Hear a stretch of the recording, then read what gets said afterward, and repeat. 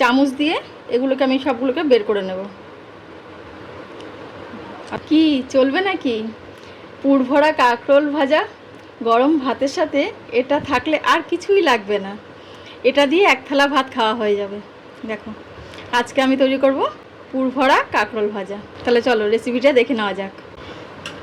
দেখো, তার জন্য নিয়ে নিয়েছি আমি এখানে কটা কাঁকরোল নিয়েছি, 4 থেকে 5টা কাঁকরোল নিয়েছি। আর নিয়েছি হচ্ছে সাদা সর্ষে, কালো সর্ষে, আর নিয়েছি একটু নারকেল আর কাঁচা লঙ্কা। এবার কাঁকরোলটাকে আমি গাটা একটু চেঁচে নেব, চেঁচে নিয়ে দুভাগ করে নেব।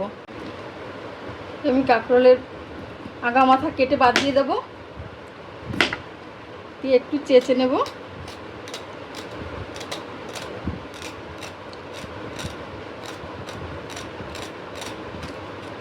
এবার এটাকে দুভাগ করে নেব।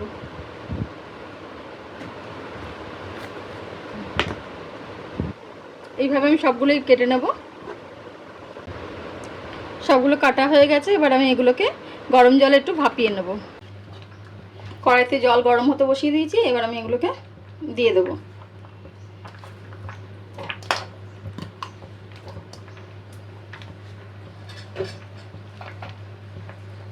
দিয়ে দেবো লবণ।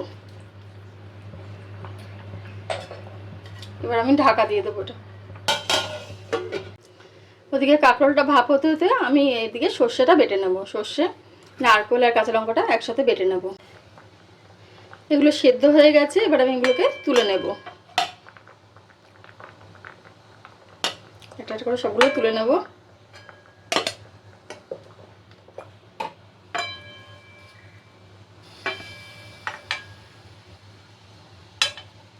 চামচ দিয়ে এগুলোকে আমি সবগুলোকে বের করে নেব। আস্তে আস্তে সবকটাকে আমি বের করে নিচ্ছি।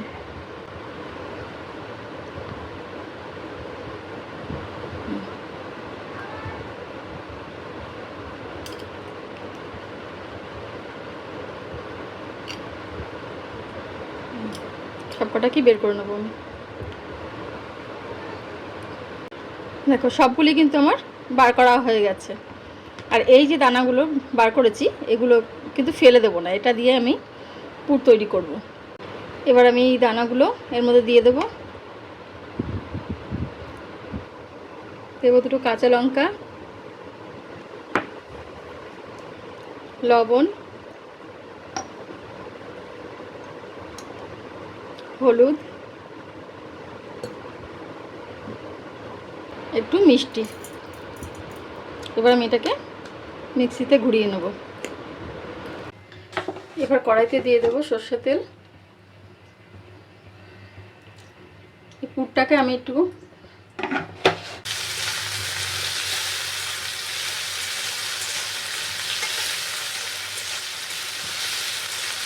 কড়াইতে একটু তেল গরম করে পেঁয়াজটা দিয়ে দিয়েছি। কাঁকরোল এটা বেটে রেখেছিলাম সেটা আমি দিয়ে দেবো। এটা অনেকে কাঁচাও করতে পারে, এটা দুরকমভাবে করা যায়। আর একটা হচ্ছে তুমি একটা মিক্সিতে পেস্ট না করে ওই যেটা বার করেছিলাম সেটাকেই মেখে ওটা দিয়েও করা যায়।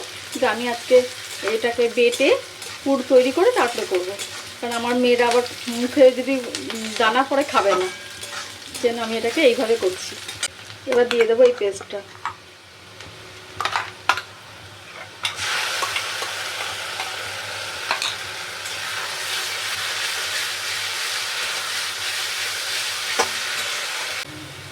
এবার আমি দিয়ে দেবো যে সর্ষেটাকে বেটে রেখেছিলাম সেই সর্ষেটার মধ্যে।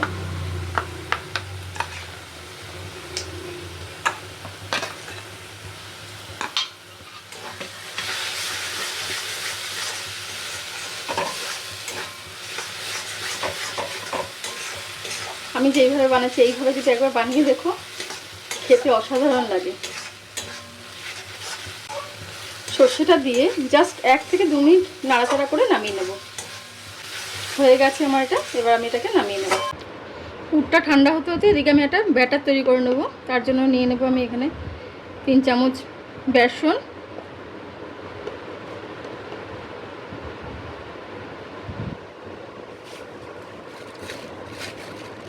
দেব 2 চামচ চালের গুঁড়ি,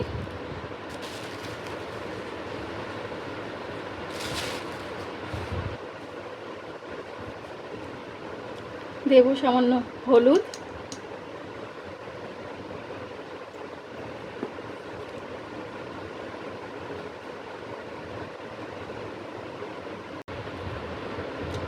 দেবো এখানে বিট লবণ,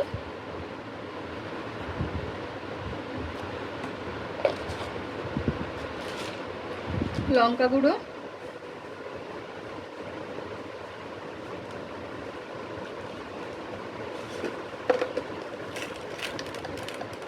চিনি,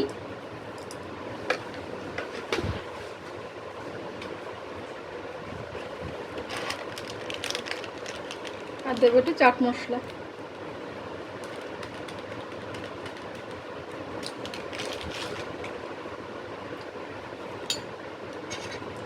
সবগুলোকে একসঙ্গে মিক্সড করে নেব, করে নিয়ে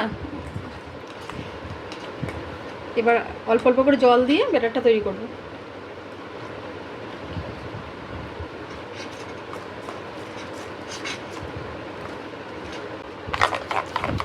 এইভাবে ব্যাটারটাকে ফেটিয়ে নেব, যত বেশি ফেটাবো তত বেশি ক্রিস্পি হবে, খেতেও ভালো লাগবে। থিকনেসটা এরকম হবে। এবার এটা ঠান্ডা হয়ে গেছে, এবার আমি কাঁকরোলের মধ্যে পুরটা ভরে নেব।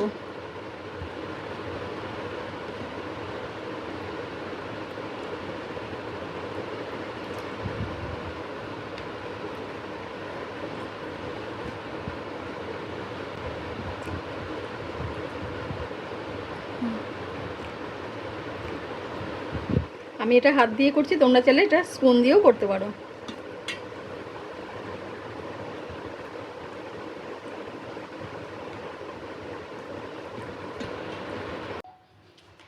তেল গরম হয়ে গেছে, এবার আমি একটা একটা করে ভেজে নেব। বেসনের গোলা ডুবিয়ে ভেজে নেব।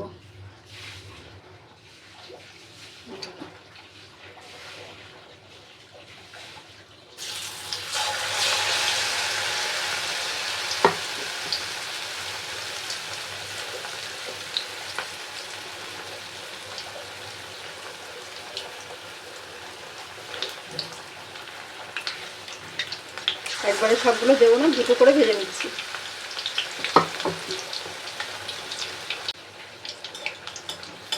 তেলটাকে একটু ওপর দিয়ে দিতে হবে, খুন্তি দিয়ে ওপরে ওপরে দিতে হবে তেলটা, তাহলে ওপরটা একটু ভাজা ভাজা ভালো হবে।